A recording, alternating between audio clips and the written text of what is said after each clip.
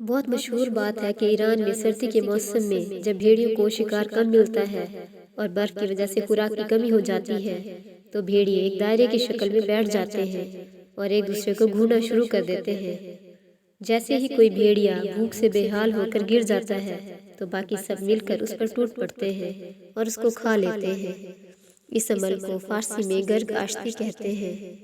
اگر اس عمل کا گہرائی سے تجزیہ کیا جائے تو معلوم یہ ہوگا کہ یہ کام بھیڑیوں کے ساتھ ساتھ کافی حد تک انسانوں میں بھی پایا جاتا ہے۔ ہم انسان بھی ان بھیڑیوں کی طرح ہیں